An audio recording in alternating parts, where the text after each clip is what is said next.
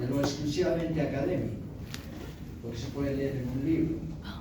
Entonces, por eso es que en estas actividades lo que pretendemos es entender el problema un poco más, a veces como la enfermedad, que no es parte de este siglo. Sin embargo, ya saben, nosotros abarcamos un poco más allá del hecho del parásito mismo. A nosotros nos interesa el parásito solamente. Nos interesa qué pasa con el humano parasitado. Pero no solamente nos interesa el humano como paciente, ¿verdad? Sino nos interesa el hecho de la enfermedad de la comunidad. Entonces ahí necesariamente entramos en el campo de la salud pública. Y sin embargo, los médicos que se forman en este país, lamentablemente, son formados con una filosofía de que se les preocupe su paciente, no la población. Entonces aquí tratamos de salvar aquello. Y es por eso que tiene una diferente hermenéutica de trabajo con las mesas redondas. Hemos empezado alguna vez, decían, sí, ¿por qué no hacemos una mesa redonda? Y ahora van años que hacemos, y ojo, en su momento, por ejemplo, hemos tenido a la persona más importante de la Organización Mundial de la Salud, hablándonos de Chagas. Imagínense, al más capo y hablándonos de Chagas. Entonces así vamos viendo, en función de los años, vamos cambiando de actores, de invitados, etc. Y ahora vamos a abordar ya la situación desde otro punto de vista, no de la enfermedad como tal, que los síntomas, etc., sino aspectos relacionados al control de la enfermedad parasitaria que más gente ha matado en este momento. Y en África todavía es la más importante, la que más mata. Entonces, definitivamente es muy importante.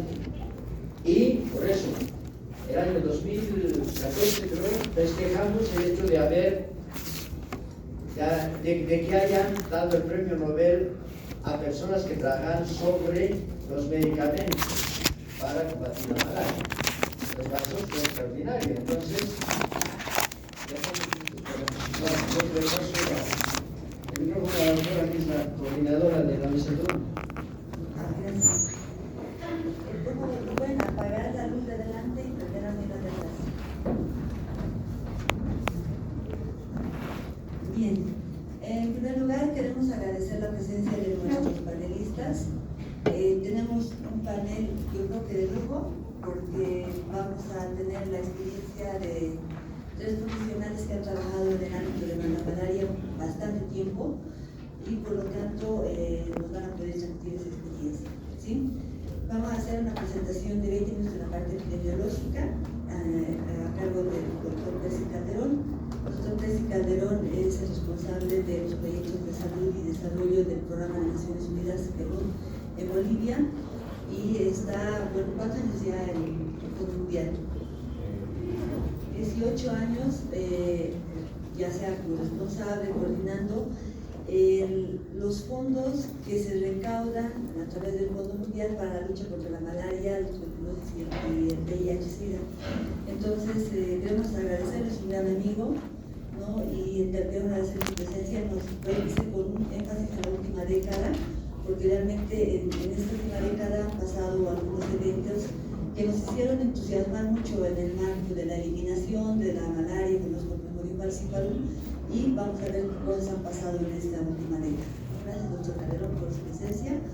El licenciado José Luis Laura, tuve la oportunidad de conocerlo cuando trabajamos juntos en el INDASA, el biólogo entomólogo, en ese momento trabajamos en un laboratorio, y actualmente es el responsable de la unidad integral de control vectorial en la unidad de epidemiología, la Dirección de Epidemiología del Ministerio de Salud. Entonces, desde hace unos años se va manejando esa idea de la integralidad de los vectores, por eso es que se maneja en una sola unidad todos los vectores. Y hoy vamos a presentar el tema de control vectorial con énfasis en el uso de teras mosquiteras, que es la medida de control que se aplica ahora bastante en el mundo y también en Bolivia. Y el doctor Martínez, que también trabaja muchos años ya en la parte de malaria, ¿no? Nos va a hablar de la biología para ver del parásito, para ver qué cosas tenemos que tomar en cuenta para llegar a este momento que todos queremos, que sería la eliminación de la malaria en Bolivia. Sí, entonces vamos a empezar por la parte de epidemiología. Doctor Calderón, si está listo, y nuevamente agradecer su presencia. Bueno, muchas gracias a la doctora Pamela, al doctor Martínez y a todos los organizadores de esta mesa de debate. Y bueno, buenas tardes a todas y a todos los estudiantes acá presentes. Para mí es muy grato otra vuelta estar acá. Creo que estamos en esta misma aula hace unos 3 años atrás para hablar también sobre el tema de malaria, y como lo ha dicho ya la doctora Pamela, ya son más de 15 años que estamos trabajando en este tema, desde ya el tema de la operativización de intervenciones en el tema de malaria en nuestro país, no solamente malaria, sino también algunas enfermedades transmisibles como es la tuberculosis, como es el VIH, SIDA y obviamente la malaria como tal, ¿no? Entonces, me ha pedido Pamela que pueda hacer una pequeña presentación rápida de lo que es la situación epidemiológica de la malaria. Bueno, por favor, si puedes la siguiente diapositiva. Voy a empezar primero mencionando de que la mayoría de la información que estamos proporcionando acá ha sido prácticamente gestionada por el Ministerio de Salud, ¿no? Y bueno, hemos tenido acceso a la información del Ministerio para poderla presentar de esta forma. Esta diapositiva prácticamente es la historia de la malaria, y aquí es importante reconocer algunas autorías. Esto lo ha hecho nuestro colega René Molinero. René Molinero también es un malariólogo desde muchos años, quien tenía la información desde 1800, creo. Y obviamente ahí pueden ver cómo es el comportamiento de la malaria, las 2 especies parasitarias que hay en Bolivia, P. vivax, P. falciparum. Ustedes pueden ver el comportamiento en números absolutos, y pueden ver también la curva epidémica, que está marcada precisamente con anaranjado y con rojo. La anaranjada o amarilla en este caso es de P. vivax y la roja es de P. falciparum, ¿no? Y esto un poquitito para mostrar, y nos ha parecido muy interesante mostrar, porque si ustedes ven el comportamiento desde 1990 casi hasta el 2023, durante todo ese proceso se han venido dando algunos eventos, ¿no? Picos epidémicos, y que de alguna forma tienen relación con algunas intervenciones o algunos temas que han ido ocurriendo durante la historia de la malaria en Bolivia, que de alguna forma han impactado en el comportamiento de la malaria. Eso es lo importante de esta diapositiva. Y obviamente el principal pico que hemos tenido como país ha sido en 1997, donde prácticamente se han disparado los casos de malaria, más de 50.000 casos de malaria, 46.000 de casos VIVAX, 5.000 de casos de P. falciparum, y prácticamente ese ha sido, digamos, uno de los brotes más grandes que hemos tenido, no solamente en Bolivia, sino ha sido un brote a nivel regional. Y bueno, a partir de ello hemos empezado, digamos, con una tendencia descendente, ¿no? Ustedes pueden ver, esta diapositiva la voy a dejar para que ustedes también la tengan, pero aquí se han marcado varios hitos históricos, ¿no? En temas de financiamiento, porque ha habido mucho financiamiento que ha habido en varias etapas de diferentes fuentes.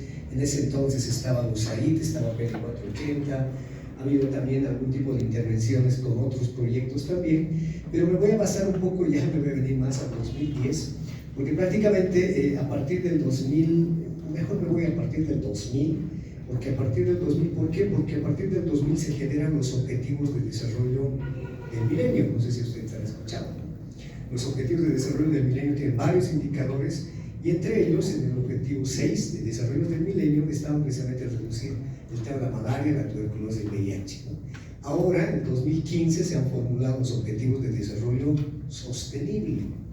Por eso menciono un poco el 2000, porque a partir del año 2000 prácticamente es como nuestra línea base de cómo estaban los casos y cómo, digamos, se ha ido comportando la malaria. Si ustedes se dan cuenta, la tendencia siempre ha sido descendente, pero esa tendencia descendente ha sido atribuida precisamente a varios financiamientos, entre los cuales se menciona al financiamiento del Fondo Mundial, que ha apoyado al país precisamente con intervenciones para fortalecer la capacidad diagnóstica, diagnosticar más rápido y tratar, ¿no? Y entre lo relevante precisamente es el 2015, 16 y 17, que después de haber hecho todas estas intervenciones con telas mosquiteras, pruebas de diagnóstico rápido, la expansión de la red de vigilancia comunitaria a través de colaboradores voluntarios, ha hecho de que prácticamente entremos en una etapa de 0 P. falciparum. Prácticamente hemos eliminado en el país, el Ministerio ha eliminado 3 años P. falciparum, 6 casos que son casos importados, Estos eran casos de personas que han viajado al Congo y han vuelto precisamente con P. falciparum, casos importados, no eran casos autóctonos. Entonces prácticamente estos 3 años estábamos 0 P. falciparum, a punto de certificarnos como haber eliminado P. falciparum, pero para que se den cuenta de que esta enfermedad de alguna forma, si uno se descuida, si no mantiene, no genera actividades sostenibles de acceso al diagnóstico y al tratamiento, se puede disparar. Y eso ocurrió precisamente en 2019, atribuido a 2 factores, ¿no? Uno, la convulsión social. ¿Ustedes se acuerdan del 2019? Hemos tenido un problema en octubre, pero antecitos de octubre han sucedido otros eventos, ¿no? Que ha sido prácticamente el tema de que se ha interrumpido la vigilancia comunitaria.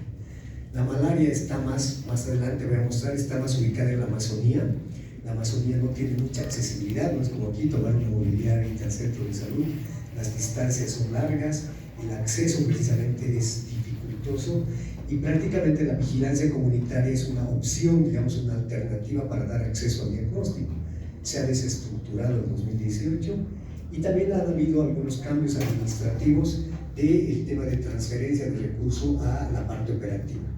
A eso se ha venido en 2019 los problemas sociales y el Cherry COVID 2020.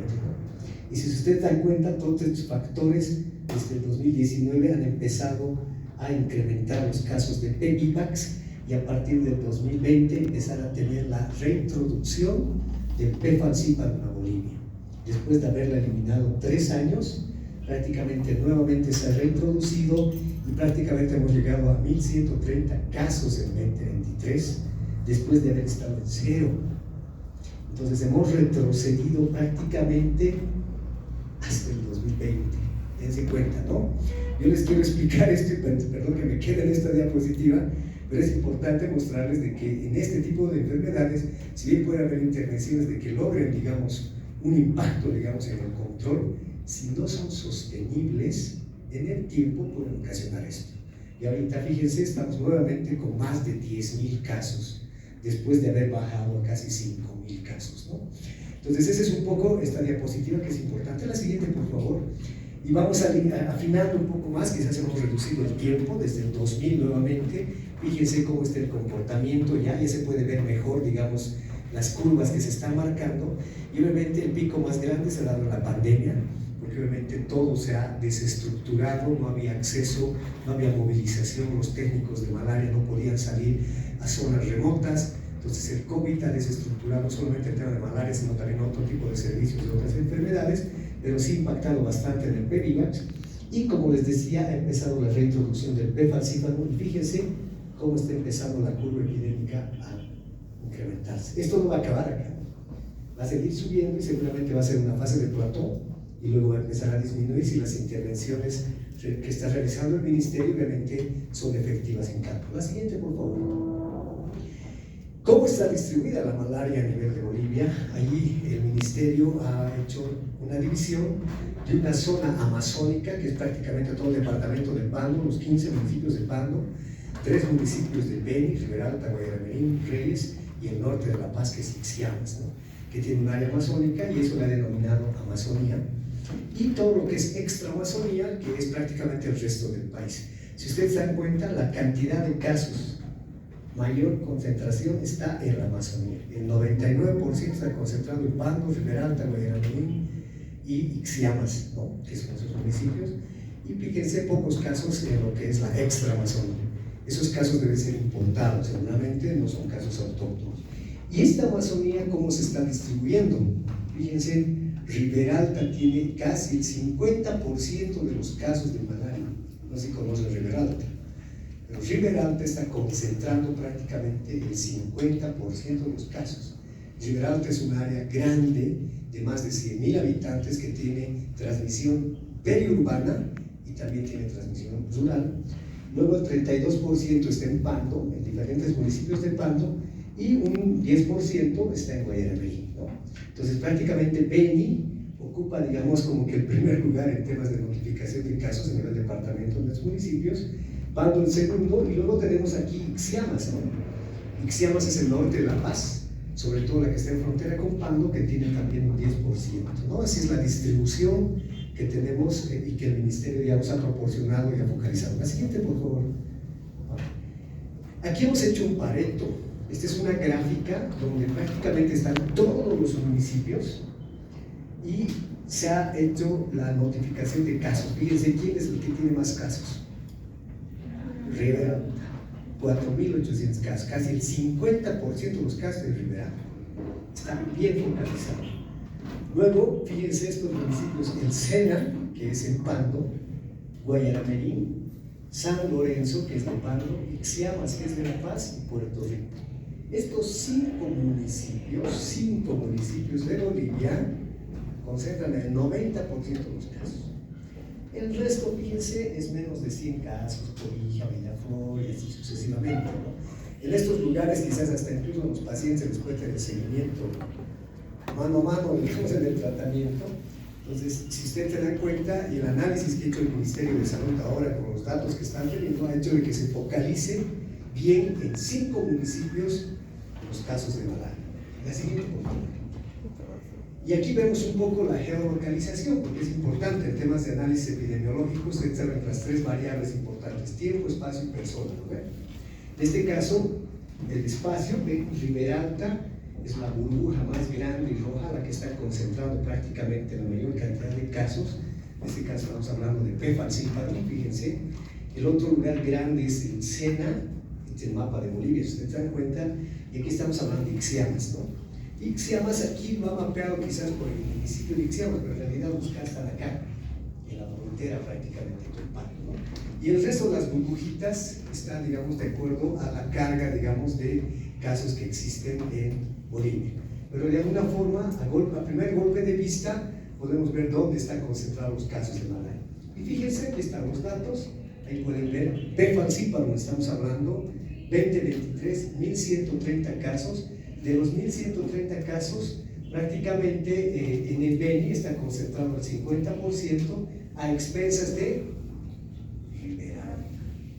Entonces, en este caso, yo les pregunto a ustedes, si ustedes pudieran tomar decisiones, ¿dónde apuntarían con las estrategias? Y es precisamente eso lo que orienta estos datos, ¿no?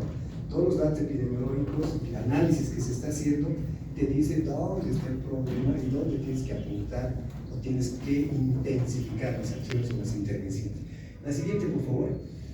La siguiente ya nos está mostrando lo que está ocurriendo actualmente.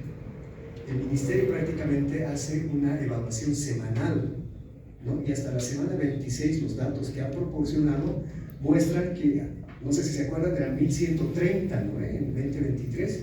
Fíjense, hasta julio ya tenemos 600. Si a julio tenemos 600, quiere decir que hasta diciembre vamos a llegar a más de 1.200 o 1.300 casos, ¿no? Entonces, ¿y dónde se está ocasionando más? ¿No? Entonces, aquí fíjense, Ribera Alta, luego está Ixmiamas, aquí está el Sena. Pues tenemos aquí los lugares específicos donde prácticamente se está produciendo la transmisión y donde estamos teniendo problemas.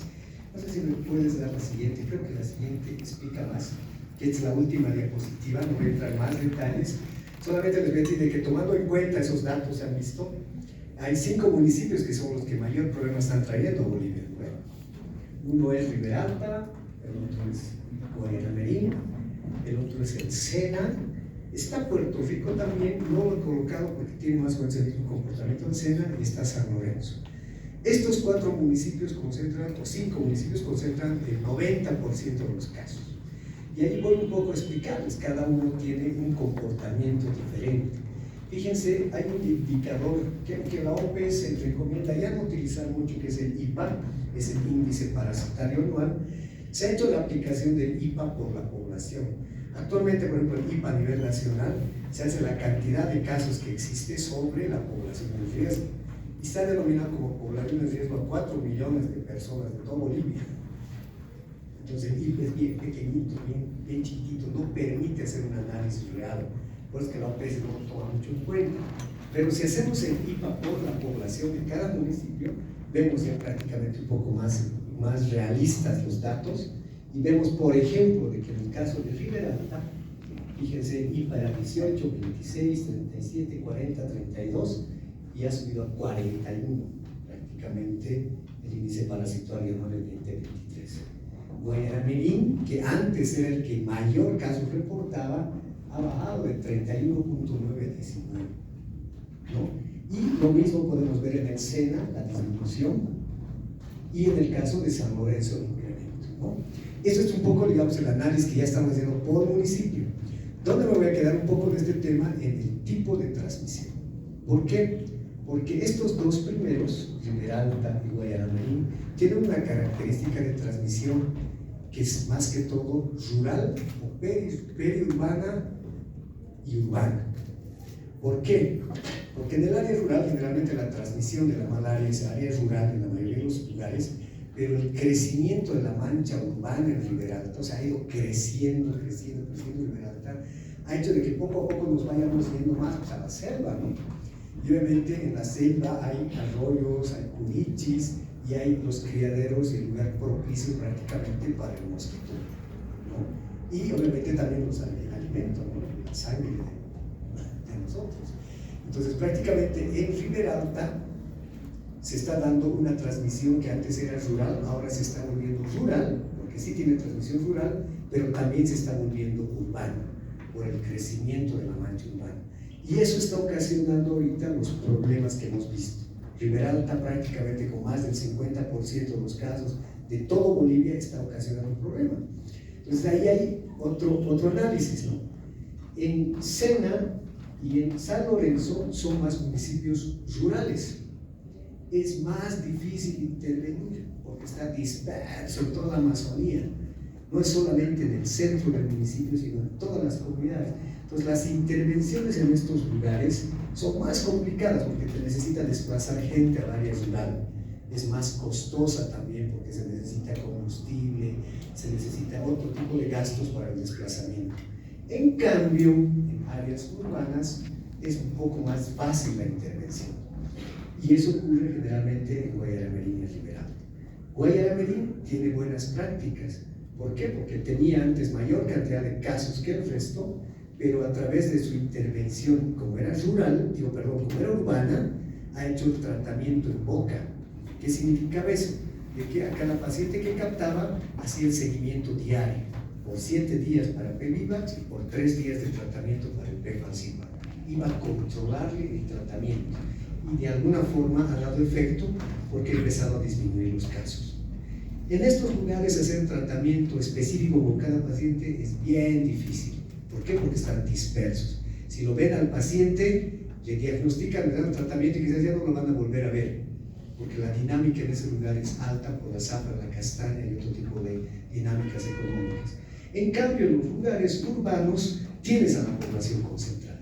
Y ese es un ejemplo en temas de Guayaramerín. Y Guayaramerín, ¿por qué? Porque tiene un arroyo, que es el arroyo Las Arenas, que prácticamente cruza todo lo que es el municipio, y en cada lugar que cruza el municipio por la suciedad, por el crecimiento de la hierba que existe en el lugar, se generan arroyos, y esos arroyos en general son los criaderos prácticamente para los mosquitos. La gente va a bañarse en ese lugar, le pica el mosquito y transmite la malaria. Esto se ha podido controlar, sí, con el diagnóstico y tratamiento rápido. Riberalta está copiando lo mismo. ¿Por qué? Porque al expandirse ya hay un nuevo arroyo, similar al de Guayaramerín, que creo que es el arroyo de Tarma, si no me equivoco. Arenal. Arenal. Ya está parecido. Y ahí precisamente se están generando los criaderos, y como hay gente que ha empezado a expandirse en ese lugar, está haciendo que la transmisión de la malaria se dé en ese contexto periurbano en Riberalta. Prácticamente está copiando lo mismo, la misma forma de transmisión de Guayaramerín se está copiando en Riberalta.